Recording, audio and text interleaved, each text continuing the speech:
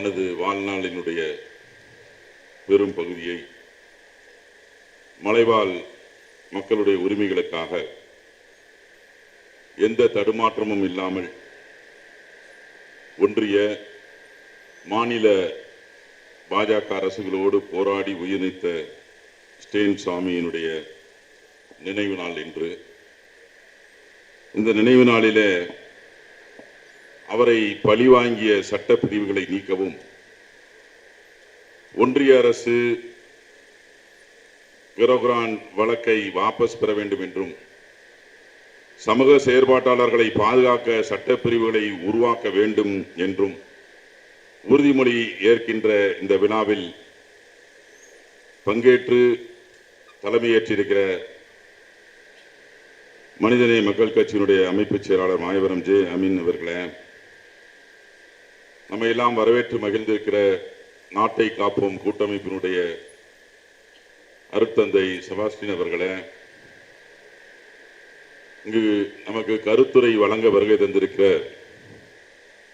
ஏழை எளிய மக்களுடைய தலைவர் விடுதலை சிறுத்தைகள் கட்சியினுடைய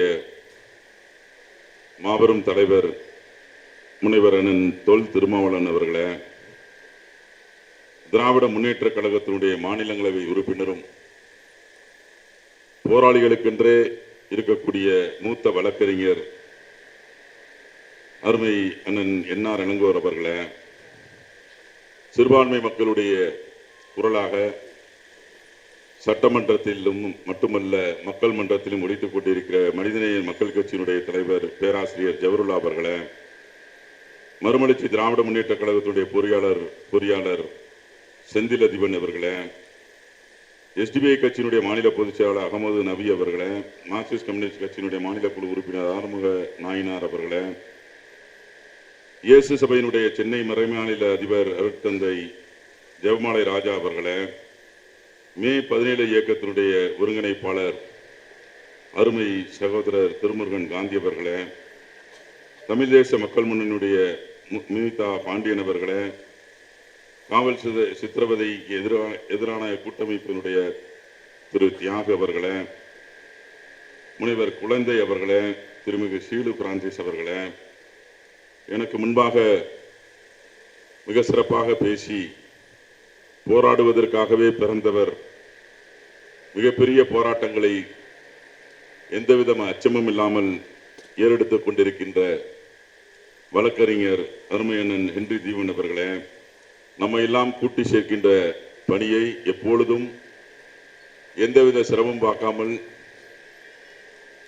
எடுத்து அதை எப்படியாவது அந்த நிகழ்வை மிக சிறப்பாக நடத்தி காட்டக்கூடிய வல்லமை படைத்த மனித உரிமை காப்பாளருடைய கூட்டமைப்பினுடைய அருமை சகோதரர் ஆசிர் அவர்களே, நெறியாளகை செய்வதிலே வல்லவர் வழக்கறிஞர் CJ ராஜன் அவர்களே, அருட்தந்தை குமார் அவர்களே, அருட்தந்தை ராஜ்யா அவர்களே, பேராசிரியர் நித்யா ரங்கராஜன் அவர்களே, முனைவர் போஸ்கோ அவர்களே, செந்தில் அவர்களே, லெனின் அவர்களே, இன்னும் வருகை தந்திருக்கிற கிறிஸ்துவ நல்லெண்ணெய் இயக்கத்தினுடைய தோழர்களே, உங்கள் அனைவருக்கும் மாலை நேர வணக்கங்கள். ஸ்டேன் சுவாமி அவர்களுடைய நினைவு நாளில் ஏன் மேற்படி கோரிக்கைகளை எல்லாம் வைத்து நாம் உறுதிமொழி ஏற்க வேண்டும் என்பதற்கான காரணத்தை அறிய வேண்டும் என்றால், சமூக செயற்பாட்டாளர்கள் ஒரு சில ஆண்டுகளுக்கு முன்பாக ஒன்றிய அரசாங்கத்தால் எப்படி ஒடுக்கப்பட்டார்கள் என்பதை நாம் இங்கு அறிந்து கொள்ள வேண்டும். ஸ்டேன் சுவாமி கைது ஏன் என்பதை நாம் முழுமையாக அறிந்திருக்க வேண்டும்.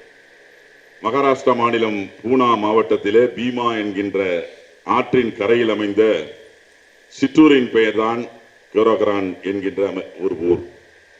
1818 ஆண்டு ஜனவரி 1ஆம் தேதி பீமா கிரோகிரான் ஆங்கில தாழ்த்தப்பட்ட படைப்பிரிவினருக்கும் பேஷ்வா என்கின்ற சித்பவன் பார்ப்பனத்தை சார்ந்த படைப்பினருக்கும் நடந்த போரிலே பார்ப்பனர்கள் தாழ்த்தப்பட்ட படைப்பிரிவுகளை வெற்றி கொண்டார்கள். தாழ்த்தப்பட்ட படைப்பிரிவு தான் வெற்றி கொள்கிறது. யார? இந்த பார்ப்பனத்தை எதிர்த்து. இந்த வீர போரின் நினைவாக பீமாக்கரனிலே வெற்றி தூண் ஒன்று நிறுவப்படுகிறது. இந்த தூணினுடைய இந்த வெற்றியினுடைய 200வது ஆண்டினுடைய கொண்டாடுகின்ற வகையில் 2017ஆம் ஆண்டு டிசம்பர் மாதம் 1ஆம் தேதி எல்கர் பரிஷத் என்கின்ற அமைப்பு மாநாடு ஒன்றை ஏற்பாடு செய்கிறது. இந்த மாநாட்டிலே லட்சக்கணக்கான மக்கள் கலந்து கொள்கிறார்கள். மாநாட்டில் கலந்து கொண்ட தலித் மற்றும் இடதுசாரி சமூக செயற்பாட்டாளர்கள் பீமாகரகரான் போரில் தாழ்த்தப்பட்ட மக்கள் பார்ப்பன பேஷ்வாக்களை எப்படி அடித்து விரட்டியதை போல மோடியினுடைய பார்ப்பன பாசிசத்திற்கு எதிராக போராட வேண்டும் என்று குரல் கொடுக்கிறார்கள். இதனை பொறுத்து கொள்ளாத மோடியினுடைய அந்த காவி கும்பல் தான் பீமாகரகரான் போரின் நினைவு நாளை கொண்டாட வந்த சிறுவர்களையும் பெண்களையும் அவர்கள் மீது கொடூர தாக்குதல் நடத்தி கொண்டிருக்கின்றார்கள். காவி கைவர்களுடைய இந்த கொலை வெறி தாக்குதலில் அங்கே 2 பேர் இறந்து போனார்கள். இதுதான் பீமாகரகரனுடைய வழக்கினுடைய தொடக்கம். இதுதான் பேஸ், ஆரம்பமே. உடனே மகாராஷ்டிராவுடைய பிஜேபி ஆளுகின்ற அந்த மாநிலத்தினுடைய போலீஸ் என்ன பண்ணுதுன்னா, என்ன அந்த கூட்டம் நடந்தது பிரதமர் மோடியை கொல்ல வேண்டும் என்பதற்காக அந்த கூட்டம் நடத்தப்பட்டதாக, இதற்கு இந்த சமூக செயற்பாட்டாளர்களாம் சேர்ந்து சதி செய்தார்கள் என்ற குற்றச்சாட்டை அவர்கள் மீது பரப்பி UAPA என்கின்ற ஊப்பா சட்டத்தை அவர்களை பல பேரை கைது செய்தது. அந்த கைது செய்ததிலே அந்த NIPA என்கின்ற அந்த வழக்கை கையில் எடுத்த பிறகு இந்த மாநாட்டிற்கு தொடர்பில்லாத யாரெல்லாம் பழி வாங்க வேண்டும், ஒன்றிய அரசுக்கு எதிராக யாரெல்லாம் இருக்கிறார்கள் என்பதை பட்டியலிட்டு அவர்களை விரட்டி விரட்டி கைது செய்தது. அப்படி விரட்டி அவர்களை கைது செய்தவர்களில ஒடுக்கப்பட்ட மக்களுக்காக போராடிய சுதா பரத்வாஜ் என்கின்ற ஒரு வழக்கறிஞர், அவரை கைது செய்தது. தனது எழுத்துக்களின் மூலமாக ஒடுக்கப்பட்ட மக்களுடைய உரிமைகளுக்காக குரல் கொடுத்த கௌதம் நாவல்கா என்கின்ற அவரையும் கைது செய்தது. இந்தியாவினுடைய ஓரங்கட்டப்பட்ட பெரும்பான்மை மக்களுக்காக எழுதி பாடலாக பாடி மக்களுக்கு அந்த சுதந்திர விதையை பரப்பி வந்த வீரராகவ கவிஞர் வரவர ராவ் என்கின்ற அவரையும் கைது செய்தது. அதுபோல ஆனந்த் தெல் தும்டே, பேராசிரியர் அனி பாபு, ஜார்க்கண்ட் பழங்குடியின மக்களுக்காக போராடி வந்த நம்முடைய 84 வயதான அருட்தந்தை ஃபாதர் ஸ்டேன் சாமி அவர்களை விரட்டி விரட்டி கைது செய்தது மகாராஷ்டிரா மாநில பிஜேபியை சார்ந்த போலீஸ். இதுதான் ஊப்பா சட்டத்திலே சட்டவிரோதமாக கைது செய்யப்பட்ட நாட்டினுடைய பெருமைக்குரிய செயற்பாட்டாளர்களையும் கல்வியாளர்களையும் விசாரணையின் போது, விசாரணைக்கு பிறகே சிறைவாசத்தின் போது அவர்கள் அனுபவித்த கொடுமைகள் சொல்லி மாளாது. 3 ஆண்டுகள் தொடர்ச்சியாக போராடியதன் விளைவாக பீமாகரகரன் வழக்கிலே கைது செய்யப்பட்டவர்களில் 1-2 பேருக்கு தான் பெயில் கிடைச்சிருக்கு, ஜாமீன் கிடைச்சிருக்கு. மற்ற எல்லாரும் இன்றைக்கும் இத்தனை பேரை வாசித்தன்ல அத்தனை பேரும் இன்றைக்கும் சிறையிலே, அந்த UAPA சட்டத்தின் கீழே கைது செய்யப்பட்டவர்கள் இன்றைக்கும் சிறையிலே வாடிக்கொண்டிருக்கின்ற நிலைமை. இன்னும் சொல்ல போனால் இந்த பெயில் அப்ளிகேஷனை இன்னைக்கும் கோர்ட்ல பெண்டிங்கா தான் இருக்கு. என்னைக்கு வரும், எப்போது வரும் என்கின்ற சூழ்நிலை யாருக்கும் தெரியாத சூழ்நிலை தான். அவர்களுக்கு நாட்டிலே நடக்கின்றது என்ன என்ற நியூஸ் பேப்பர் கூட கிடையாது, புக்கு கூட வழங்கப்படுவதில்லை. அப்போ புக்கு கொடுத்தா கூட அவர்களுக்கு மூக்கு கண்ணாடி கொடுப்பதில்லை. ஏனென்றால் ஸ்டேன் சுவாமி சிறையில் இருந்த பொழுது அவருக்கு பார்க்கின்சன்ஸ் வியாதியிலே பாதிக்கப்பட்ட போது தண்ணீர் குடிக்க முடியாத சூழ்நிலை இருந்தபோது பக்கத்தில் இருந்த கைதி அவருக்கு ஸ்ட்ரா கொடுத்துட்டாருன்னு சொல்லி அவருக்கும் ஸ்ட்ரா இல்லை இவருக்கும் ஸ்ட்ரா இல்லை என்கின்ற கொடுமையை, ஆங்கிலேய கொடுமைகளை விட இந்த ஒன்றிய அரசு நடத்திய கொடுமைகள் அதிகம். இதுதான் வரலாறு.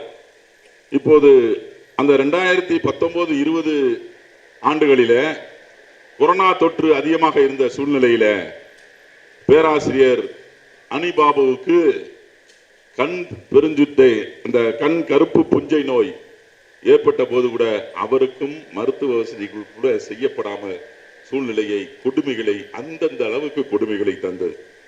இதுதான் இன்னைக்கு அருந்ததி ராய் மீது இதே UAPA சட்டம் பாய்ந்திருக்கிறது. அவர்கள் இப்படி பல சமூக செயற்பாட்டாளர்கள் மீது இவர்கள் கொடுமையான இந்த UAPA-யை நடத்தி கொண்டிருக்கின்றார்கள். நண்பர்களே, நாம் கொஞ்சம் சிந்தித்து பார்க்க வேண்டும்.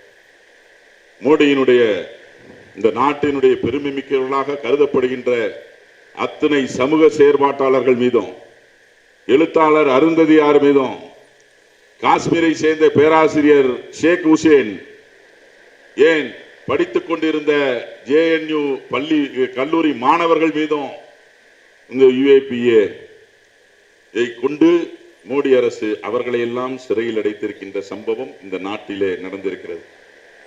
நிச்சயமாக இதற்கெல்லாம் காரணம் என்னவென்று சொன்னால் வேறொன்றும் இல்லை. நான் மைனாரிட்டி அரசாங்கமாக இருந்தாலும் நான் பலவீனமானவன் அல்ல, பலமிக்கவன் என்பதை காட்டுவதற்காகவே ஒன்றிய அரசு இதையெல்லாம் செய்து கொண்டிருக்கின்ற நிலைமை. இன்றைக்கு நாம் இவற்றையெல்லாம் சிந்தித்து பார்க்கின்ற பொழுது நமக்கெல்லாம் என்ன தேவை என்று சொன்னால் ஒற்றுமைதான். இந்த இந்தியாவிலே இன்றைக்கு தமிழகத்தை பொறுத்தவரை 40க்கு 40 நாம் வெற்றி பெற்றோம். இதே தமிழகத்தினுடைய திராவிட மாடல் உலகம் முழுவதும், தமிழ்நாடு முழுவதும், இந்தியா முழுவதும் உருவானால் இன்றைக்கு நம்ம பாதி வரைக்கிட்டோம் ஒன்றிய அரசு மோடிய. ஆனால் மீண்டும் இந்த சமூக செயற்பாட்டாளர்கள் எந்த விதத்திலும் சுணக்கம் காட்டாமல் நீங்கள் எல்லோரும் ஒன்று சேர்ந்து நாம் எல்லோரும் அவர்களுக்கு ஆதரவாக இருந்து இன்னும் வலிமைப்படுத்தினால்தான், இந்த ஒன்றிய அரசை நாம் விரட்டினால்தான் இந்த நாடு சுவிட்சமாகும், ஜனநாயகம் தலைக்கும். இந்தியாவிலே ஜனநாயகம் மீண்டும் வேண்டும் என்று சொன்னால், அதற்கான சூழ்நிலை உருவாக வேண்டும் என்று சொன்னால் ஒற்றுமை தான் முக்கியம், மக்களிடையே புரிதல் தான் முக்கியம். இது இவர்களெல்லாம் கைது செய்யப்பட்டார்களே, இவர்கள் யாரும் நாட்டை பிளவுபடுத்துகின்ற கருத்துக்களை சொன்னவர்கள் அல்ல. ஆனால் யார் கைது செய்யப்பட்டிருக்க வேண்டும் என்று சொன்னால், நண்பர்களே நன்றாக யோசித்து பாருங்கள். தேசத்தை துண்டாட வேண்டும் என்கின்ற ஒரு எண்ணத்தோடு, மதவேத சுவிசேஷத்தை பரப்ப வேண்டும் என்கின்ற வெறியோடு தேர்தல் காலங்களிலே என்னென்ன பேசினார்கள் நன்றாக பாருங்கள். அவர்கள் பேசிய 2-3 பாயிண்ட்டுக்கு மட்டும் சொல்லிட்டு கிளம்புறேன்.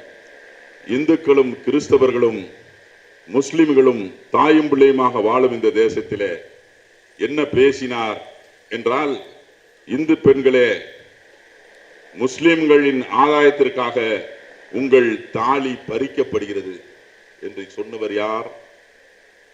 உங்களுக்கு எல்லாம் தெரியும். அதே போல SC மற்றும் BC மக்களே, உங்கள் இடஒதுக்கீடு பறிக்கப்பட்டு முஸ்லிம்களுக்கு வழங்கப்படும் என்று மத துவேஷம் செய்தது யார்? தேர்தல் காலங்களிலே 2019 தேர்தலின் போது முஸ்லிம்கள் யாவரும் கரையான் போன்றவர்கள், பாஜக அரசு இவர்கள் ஒவ்வொருவரையும் பிடித்து வங்கக்கடலில் வீசுவோம் என்று பேசியது யார்? அவர்கள் கைது செய்யப்பட்டு உள்ளே இருக்க வேண்டுமே ஒழிய, இந்த சமூகத்தை நேசிக்கின்ற மக்கள், இந்த சமூகத்திலே அடித்தட்டு மக்களும் இந்த நாட்டிலே என்ன நடக்கிறது என்பதை புரிந்து கொள்ளுகின்ற வகையில பாடலையும் கவிதையையும் தன்னுடைய எழுத்துக்களால், தன்னுடைய பேச்சு திறமையால் பரப்பி வந்த சமூக செயற்பாட்டாளர்கள் எல்லாம் முடக்கப்பட்டு இன்று சிறையிலே வாடிக்கொண்டிருக்கின்ற நிலைமை இன்றைக்கு நடந்து கொண்டிருக்கிறது. எனவே நிச்சயமாக இந்த ஊபா சட்டம் ரத்து செய்யப்பட வேண்டும். பீமாக்கரன் வழக்கு திரும்ப பெற வேண்டும். மனித உரிமை காப்பாளர்களுக்கான பாதுகாப்பு சட்டத்தை நாம் உருவாக்க வேண்டும். நிச்சயமாக நான் ஒன்று உறுதி கூறுகிறேன், சட்டமன்றத்திலே இதற்காக நாங்கள் குரல் கொடுப்போம். எங்கள் தலைவர் அப்படி. மாண்புமிகு தமிழக முதல்வர் அண்ணன் தளபதி அவர்கள் நமக்கானவர், மறந்துவிட வேண்டாம். ஏனென்றால் நாங்கள் ஸ்டேன்சாமி அவர்கள் கைது செய்யப்பட்டவுடனே இந்த தமிழகத்திலே முதல் போராட்டம் நடத்தியது கிறிஸ்துவ நலன் இயக்கம் நாங்கள் தான். சாந்தோம் பள்ளியிலே எல்லோரையும் அரவணைத்து எல்லா சமூக செயற்பாட்டாளர்களையும் அழைத்து அன்றைக்கு பாராளுமன்ற உறுப்பினராக இருந்த கனிமொழி அவர்களையும் வரவழைத்து, அண்ணன் அனிப்பா வந்தாருன்னு சொல்றார், அண்ணன் எல்லோரும் வந்தார்கள், அண்ணன் ஜவஹர்லால் அண்ணன் எல்லாரும் வந்தாங்க. எல்லோரும் வந்து அங்கு மிகப்பெரிய ஒரு கண்டனத்தை பதிவு செய்தோம். மாண்புமிகு தமிழக முதல்வர் அன்றைக்கு அவரிடம் போய், இப்படிப்பட்ட சமூக செயற்பாட்டாளரை, ஒரு அருட்தந்தையை, 84 வயது மூத்தவரை, பார்க்கின்சன்ஸ் வியாதியால் இருப்பவரை கைது செய்திருக்கிறார்கள், அநியாயமாக கைது செய்திருக்கிறார்கள், பழங்குடியின மக்களுக்காக கைது செய்திருக்கிறார்கள் என்று நாங்கள் சொன்னபோது அவர் கண்டன அறிக்கை வைத்தார். அது மட்டுமல்ல, அஸ்திக்கு அங்க எரிச்சு சாம்பலா கொடுத்திருக்காங்கன்னு, அது லோயலா கல்லூரியிலே வைத்திருக்கிறோம் என்று சொன்ன உடனே அவர் முதலமைச்சர் எதையும் பார்க்காமல் வந்து, ஒரு முதலமைச்சர், இந்த நாட்டிலே ஒரு முதலமைச்சர் அவரை கைது செய்து சிறையில் அடைத்து கொன்று விட்டார்கள்.